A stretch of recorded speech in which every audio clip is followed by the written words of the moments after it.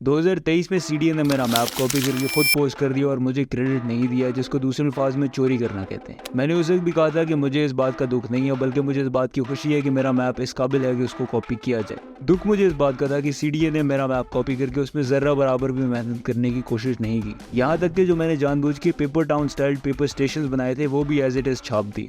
क्या इस्लामाबाद वालों का इतना भी हक नहीं है कि उनके लिए एक अच्छा सा मैप बना के दे दिया जाए? दुनिया भर में ट्रांजिट मैप शहरों की शनाख्त होते हैं, London, New York, Tokyo, Moscow, Paris, लेकिन इस्लामाबाद रावलपिंडी को इस शनाख्त से महरूम रखा गया है।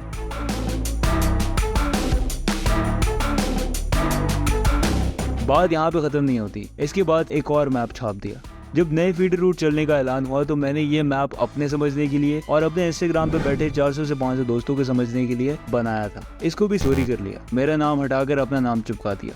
मुझे अब इस बात का डर लग गया था कि कहीं सीडीए अपने ऑफिशियल मैप को ऐसा ना बना दे कि वो देखने के काबिल भी ना हो, और ऐसा ही हुआ। सीडीए ने ये बना दिया। ये मैप नहीं है, ये सरकारी खानापुरी है। टर्मिनल स्टेशन गलत, लाइंस किस तरफ से किस तरफ मुड़ रही हैं कुछ समझ नहीं आ रही, कहीं स्टेशन के नाम टेढ़े हैं तो कहीं सीधे, कोई जियोग्राफिकल सेटिंग की तमीज़ नहीं की गई, और इन लाइंस को देख के तो मेरी अपनी उंगलियों में दर्द होने लग गई है।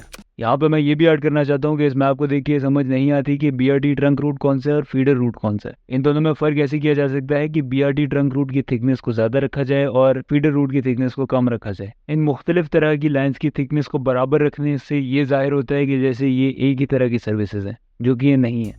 खैर, मैंने 2023 से ही फीडर रूट्स के लिए मैप बनाना शुरू कर दिया था। उम्मीद है कि ये मैप कुछ दर्जा बेहतर हो। इसमें बस लाइन्स के बारे में डिटेल से लेकर करीबी पार्क्स, हॉस्पिटल्स और यूनिवर्सिटीज़ की मार्किंग्स भी मौजूद हैं। आप इस मैप को मेरे इंस्टाग्राम @fazan_uk पे देख सकते हैं। अब अगर बात सरकारी खानापुरी की हो ही रही है तो इस्लामाबाद मेट्रो सिस्टम की भी बात कर लेते हैं।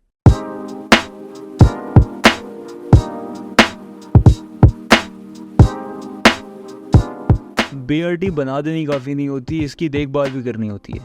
ऑरेंज, ग्रीन और ब्लू लाइन की अभी तक कोई कार्ड नहीं आए, कोई ऐप नहीं है, इनमें कोई ऑटोमेशन नहीं है। पूरे मेट्रो सिस्टम का एक बहुत बड़ा फ्लॉ ये है कि आपको सारी लाइनों के एक जगह से टिकट नहीं मिल सकते हैं, और ना ही ये टिकट्स आप अपने मोबाइल से ऑनलाइन ख़रीद सकते हैं। बड़ी ऑरेंज लाइन जो है और ग्रीन लाइन में उसमें कोई पब्लिक अनाउंसमेंट्स भी नहीं हो रही थी कि अभी कौन सा स्टेशन आ रहा है। 2015 के बाद आखिरकार अब 2024 के अंदर फीडर रूट चलाए जा रहे हैं, और वो भी electric.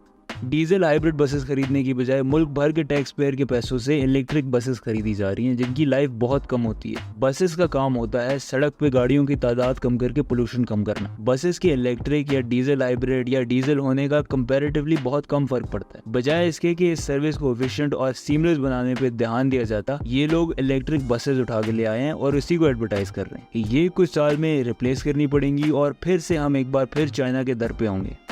A further problem is that electric buses aren't a good option where public transit is needed the most, i.e. developing countries. I can guarantee you that the combined cost of additional welfare and policing and the missing tax revenue will be a much greater amount than any savings electric buses might bring. Metro system सरकारी खानापुरी की आला मिसाल है। Metro system शहर में आ चुका है, लेकिन शहर को अभी तक कार सेंट्रिक ही बनाया जा रहा है। ट्रांजिट ओरिएंटेड डेवलपमेंट नहीं की जा रही। ये जो आप देख रहे हैं ये अर्बन यूनिट पंजाब का रावलपिंडी के लिए प्लान है। High density development metro corridor की करीब और लो डेंसिटी दूर। इस पे आरडी अमल करती है नहीं, इसका अंदाजा नहीं है, लेकिन ये ट्रांजिट ओरिएंटेड डेवलपमेंट की एक मिसाल है। अब देखते हैं इस्लामाबाद को। ये जो मैं बात करने वाला हूँ इसको काफ़ी प्लानर्स सुन के हैरान हो जाएंगे। ब्लू एरिया में स्टॉक एक्सचेंज मेट्रो स्टेशन के बिल्कुल साथ एक पार्किंग लॉट है और इससे 500 मीटर दूर एक पार्किंग प्लाजा बनाया जा रहा है। जी हाँ, 2024 में पार्किंग प्लाजा बनाया जा रहा है। खैर, इस सिस्टम को बेहतर करने के बहुत तरीके हैं, जैसे ऑटोमेशन लेके आना, ब्लू एरिया को वॉकेबल बनाना, पार्किंग प्लाजा और पार्किंग लॉट्स की जगह हाई डेंसिटी डेवलपमेंट करना, और ऐसी डेवलपमेंट जो G8, G9, I8, I9 वाले कॉरिडोर तक भी एक्सटेंड हो, और फीडर रूट की सवारियों का मेट्रो में ट्रांजिशन सीमलेस बनाना। आज के लिए इतना ही। अगर आपको मेरी वीडियो पसंद आई तो आप इसको लाइक और शेयर ज़रूर कर दें। अगर आपके इस वीडियो के बारे में कोई ख्यालात हों तो इसको आप कमेंट सेक्शन में मुझे बता सकते हैं। और अगर आपको ट्रांजिट मैप्स पसंद है तो आप मेरा इंस्टाग्राम पे फॉलो कर सकते हैं @fazan_uk के। अल्लाह निगहबान।